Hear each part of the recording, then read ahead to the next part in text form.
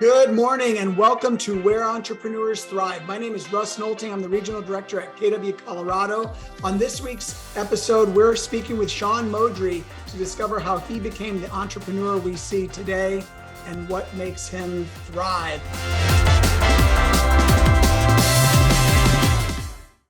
Sean, welcome to the podcast. Hey, thanks for having me. I appreciate it. Awesome. Hey, so tell us your story and tell us what you did before real estate and how you got into real estate. Well, it'll be a short story. Okay. So I grew up, I went to high school in Idaho Springs, and my first job was a pizza cook at Bojo's Pizza, the famous Bojo's in Idaho Springs. And I'll take your word for it. Yeah. Oh, if you haven't been there, man, it's famous. So by the age of 17, I was the kitchen manager. I had 42 employees, ran two kitchens. So I worked there for about 7 years. I got my real estate license when I was 21. Mm-hmm. And I got my Carlton Sheets tapes, How to Buy Houses, No Money Down at 19, right? Got it. Love it. And I did it. Like, I was somebody who actually pulled that off. And then I got my real estate license at 21 because I wanted to buy, I thought that was a better path to be able to become an investor and get ahead of some deals. So my career is I can make pizzas and I can sell real estate. That's my resume. That's where it is. That's hilarious. So how'd you find KW? And when did you find KW? Yeah. So I was at Remax. Actually, I was started at the Remax, the same Remax that Diana Kokoska and Sean Kokoska worked at back in the 90s. Yeah, back in the 90s.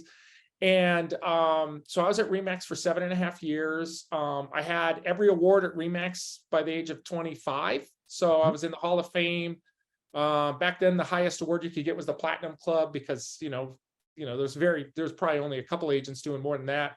Yeah. And I went to my managing broker and I was like, I was the number 2 agent in the office at the time.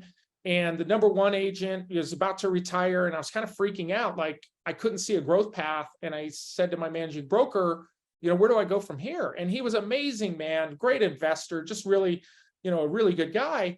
And he said, I don't know. I've never been where you're at, and I was like 27, 28. And it scared the death out of me because I was like, I'm just flying by the seat of my pants trying to figure this out, And I think at that point I was closing about 140 transactions a year, and this is paper contracts. So that's a lot of work. That is a lot of paper and a lot of ink. A lot of driving. Yeah. So the number 1 agent in the company left, and he started his own real estate brokerage, and he partnered with the largest home builder in Colorado. So I went to work with him, and we opened up 3 locations. And within a year, we were the number 2 brokerage in 5 markets in Denver. A lot because of the home builder, having a home builder listings is helpful, but we also picked up the REO account for the whole state of Colorado for the Veterans Administration. So yeah, at any given time, we had 400 listings, so it was bonkers. It was absolutely bonkers. What year was this? This was 2002 to 2007. Yeah. And then what happened was I had a lot of investment properties. I was traveling a lot. I was leaving the house at 7 a.m, getting home at 7 o'clock at night. And I was never someone who was like, I love doing real estate. I mean, I'll just be clear. Yeah. Like, I remember saying to my partner, and he's a wonderful man. And I said, look, I'm not like you. When you're 70, you're still going to be meeting with buyers and sellers, and because you love it. I said, you love it. I said, I don't. Right. So I said, my goal is to do other things, buy other businesses and do other things. And at that time, I actually bought a Jiffy Lube. I had just purchased a Jiffy Lube at that point, and I had an online store back when online stores didn't even exist, right? Yeah. I had an online internet store. So I was already, expressing this entrepreneurial spirit and having my own brokerage. Well, the recession hit. And unfortunately, even though we kind of saw the problems in the room, it hit a lot faster than any of us really thought. And I had 2 apartment buildings that were in different phases of being renovated and occupied. And I had 3 houses under construction and 27 single family homes. So I think I had 117 units at that point. And my income went from 425,000 a year to about 0. And you know, and when you make a lot of money, you can hide a lot of problems. And you know, and so when all of it stops and you haven't been a good husband and there for your family and that kind of stuff, and now you're struggling to provide and the stress is coming in, it just kind of all collapsed at the same time. And so I went through a divorce, struggled through financially. I had to, you know, sell my good properties to try to pay off my bad ones and try to sustain those. And, you know, because people are like, why didn't you keep all those properties? Well, I tried. Yeah, right. You do the best you can, you know, but yeah, you sell the property you bought at 20 in order to pay for the one you bought last week, you know, and then as soon as the market turns, you sell that one because you're so frustrated with, you know, the expenses and the tenants and that kind of stuff. So in 2009, I was introduced to Keller Williams through Chris Sanders, who at the time was the #1 agent in the United States. And the cool thing about Chris is Chris wasn't even an agent 3 years prior. Like, he was 26 years old and he had picked up a Fannie Mae and Freddie Mac account. So we knew each other through the REO stuff. And he says, hey, you should check out Keller Williams. And I told him what I tell you is, I said, I don't want to sell real estate. I'm like, look, my life is hell. Yeah. I can't do it. You know, I'm now sharing custody. I'm trying to be a parent. At that point, I was just doing fix and flips in order to just put some food on the table, you know. And he introduced me to Brian Smith. Actually, he introduced me to Kay Bellhouse. Let me correct that. Kay Bellhouse. And then Kay Bellhouse brought me in as a team leader. And that's how I came into Keller Williams. So I came in as a team leader with zero Keller Williams training, experience, knowledge. I had a name and a reputation. Like, people knew me. A lot of people didn't like me because I wasn't. Right. You know, that whole win-win. Yeah. I didn't understand that. Right. So that's how I got in. I know that was a long story, but I think that's great. Yeah. So so that was 07. You're about 07. That was 2009. 2009. So you're a team leader at KW, and you actually you were with KW for some time period, and then you left us. What was happening from 2009 until that point where you left KW? Yeah. So the way that kind of transitioned is, you know, as my first 6 months as team leader, I failed miserably. Like, I had no understanding of the models, the systems, the MREA, didn't understand it. Got a coach. The coach, finally, I started listening to my coach until my coach said, hey, why don't you try this? And I'm a driven individual. Like, I'm somebody who wants to perform at the highest level of my ability, and I'm extremely competitive. So that's a curse. So within about 2 years, I brought the office, one of Brian's offices, to top 10 in the company, black belt team leader status, #1 commercial market center at Keller Williams. You know, so that was pretty cool. And we did that. That afforded me the opportunity to become a bold coach, which was my passion. I love training and teaching people. I love collaboration. And so then, you know, working with Diana Kokoska and doing bold and traveling the country, and during the recession when it was super hard, right? And teaching agents, hey, we got to go fish. They're not going to call us. We got to go get them. So I did that for a series, but I remember one time I was on an airplane and I was thinking about like my path. And I was like, I still had this like nagging thing in the back of my head where it was like, it's not good enough unless you build it yourself, right? Like, somehow it's like, I have to invent it or create it myself for it to be good enough, you know? Right. That's the entrepreneur spirit, right? Like, I totally resonates with me. I get it. Yeah. Yeah. Like, you could give me the perfect recipe to make a cake, and I'm going to still try to tweak it. The Guy Fieri's like, stop messing with my recipe. Right. So I still had this nagging thing in the back of my head that I had to do it on my own. So I left in 2014. I started a real estate brokerage in Boulder, Colorado called Steps Real Estate. The goal with that company was to franchise it. So from the beginning, our intentions were, we're going to build processes and systems in order to build this and franchise it. We saw a little niche in the market where we thought we could step in and differentiate ourselves against the competition. 2015, 16, 17, I think through there, 2015, 16, we were the fastest growing real estate brokerage in Colorado for those 3 years. And we ended up with, I had 2 locations that I owned and we franchised out 3 others.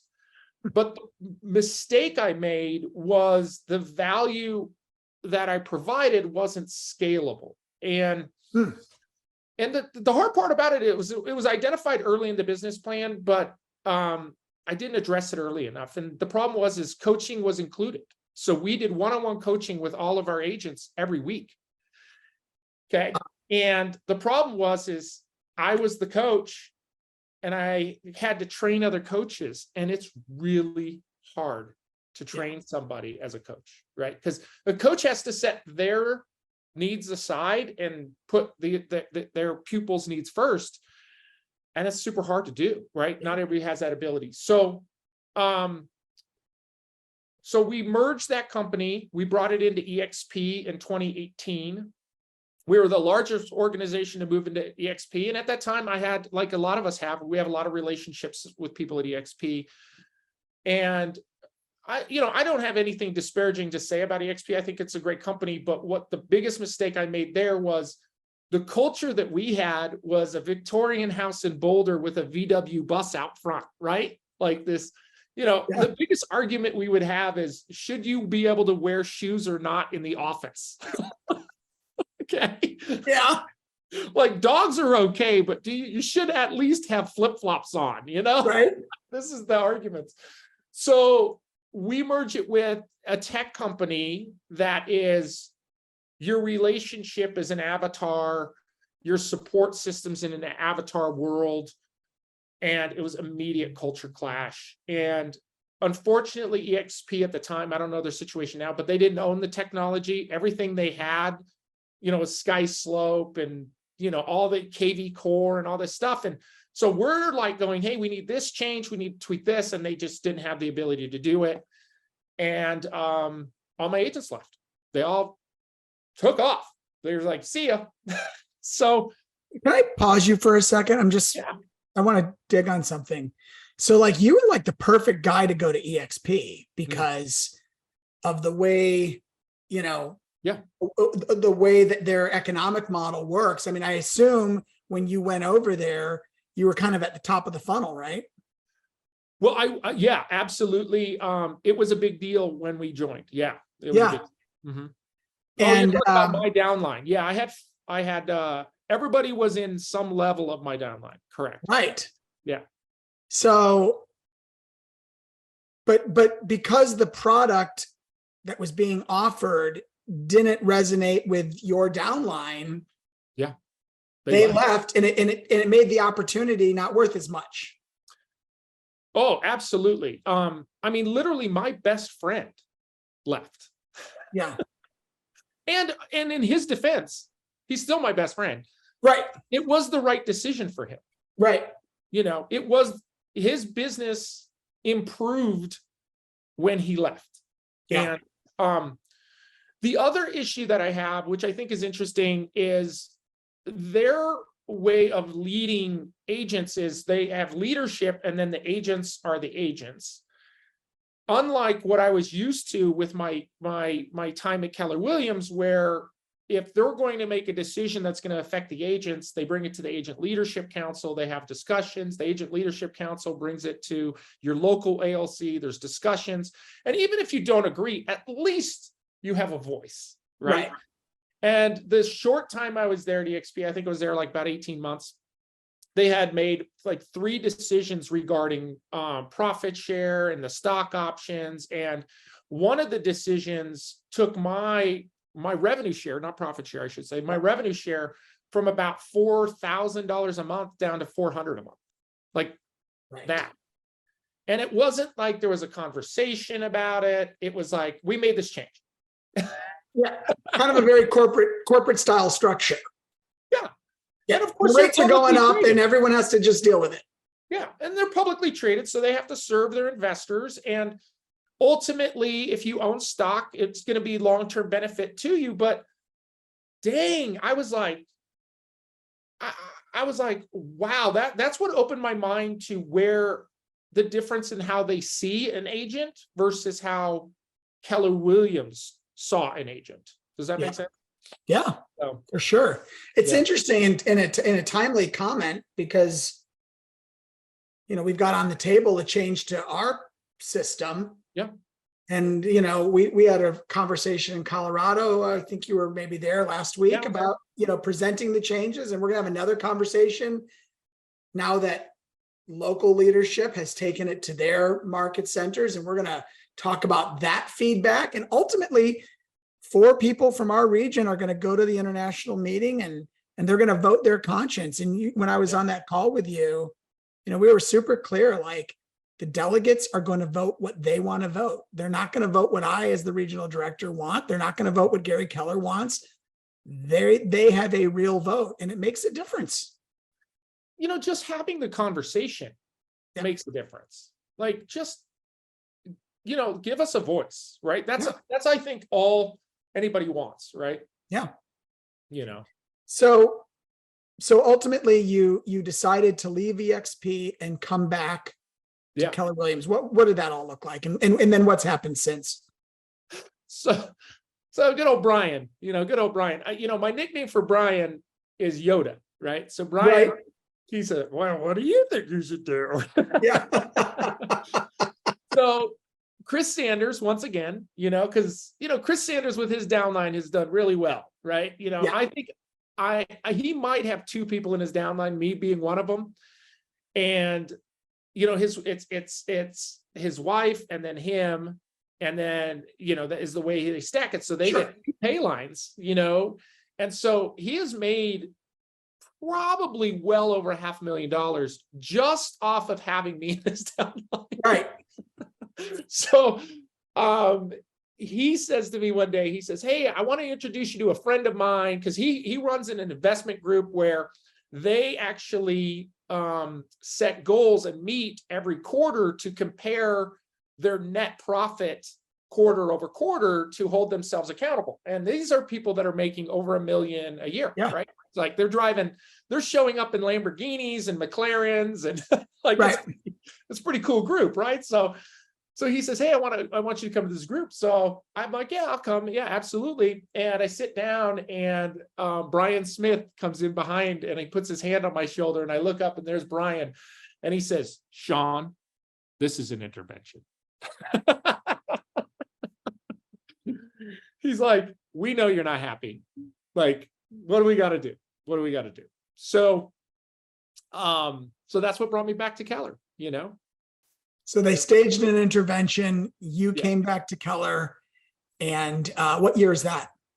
That was 2020. I think it was early 2020. Yeah. Yeah. Okay. And now you're in a team leader's office in Lakewood. Yeah. Yoda, that guy. Yeah. I think this was his plan all along. I'm just saying. Right. So you're now back in the team leader role where you started. Yeah. Are you in the same market center where you started? No. Different market center.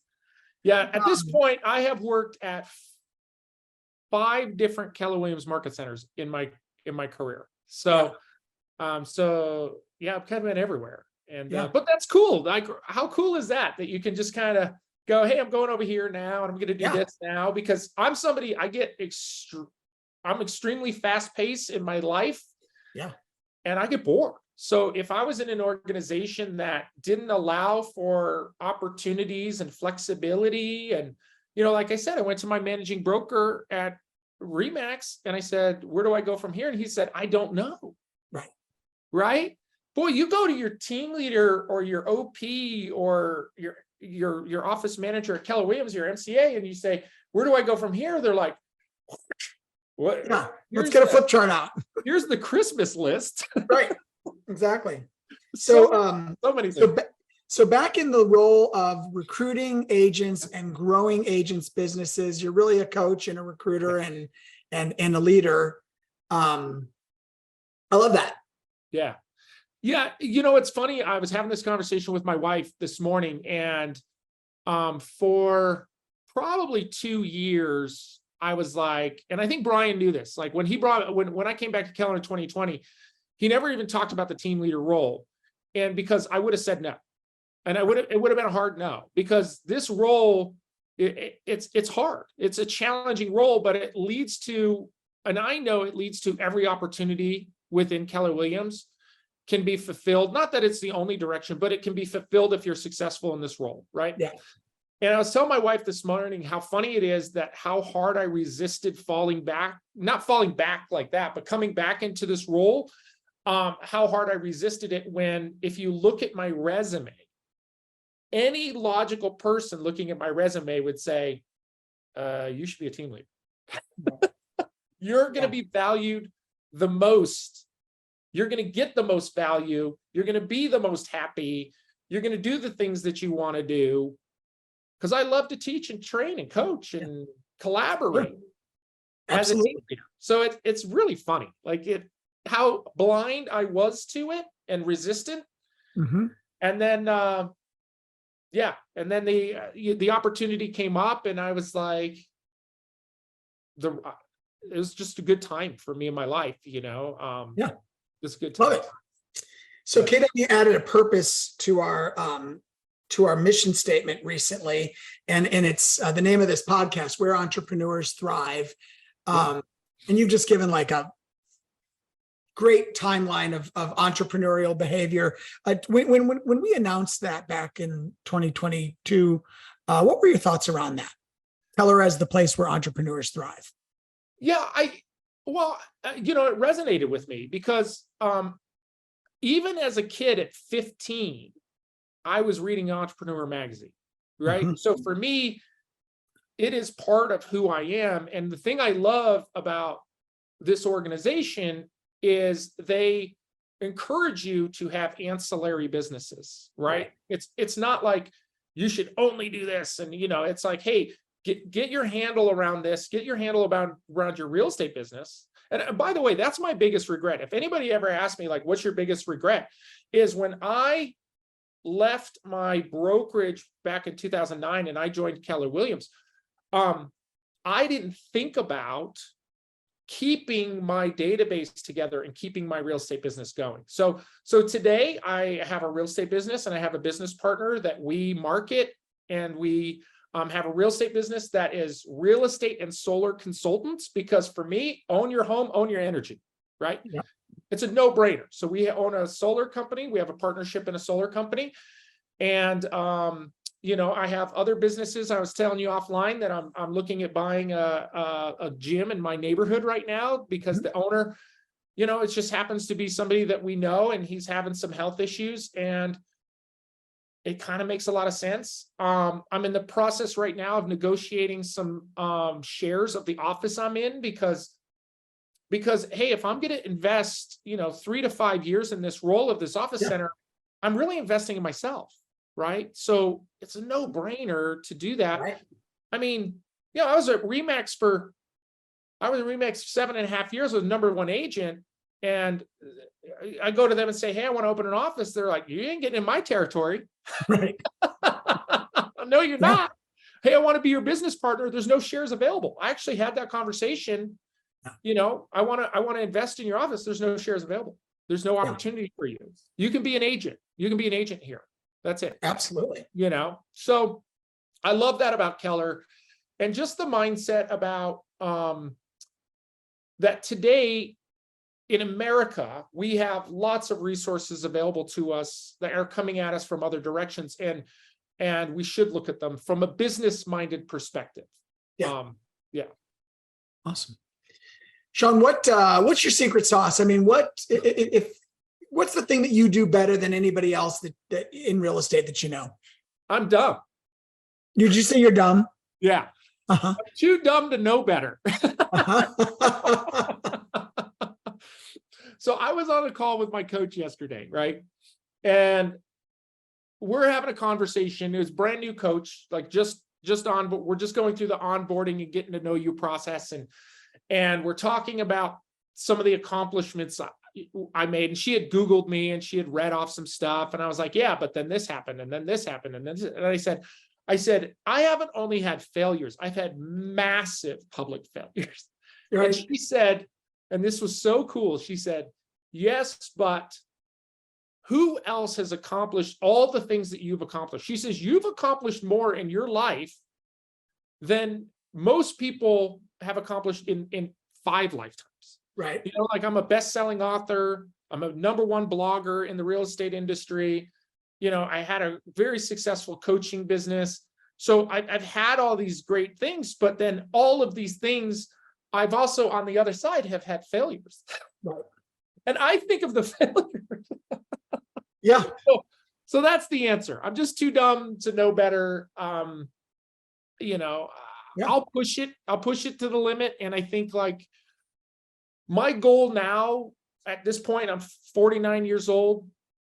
My goal now is to take the lessons that I've learned, follow the proven models and systems that Keller Williams has and teaches, use those models and systems as my platform, my foundation of all my businesses, and be able to grow and sustain without having those setbacks, right? Yeah. That's where I hope to be today. Yeah. You know, I love that. Anything else you'd like to share with our audience before we go? No, I mean, just that I appreciate you guys and I appreciate being here. And, you know, I mean, when I left Keller Williams in 2014, I can't say I left on the best terms, and to be welcomed back so graciously and to be included in things and appreciated as much as people appreciate, you know, show me appreciation it's great. You know, I mean, it's truly, you know, I mean, I hate to say this way because it sounds cheesy, but it feels like family to me, you know?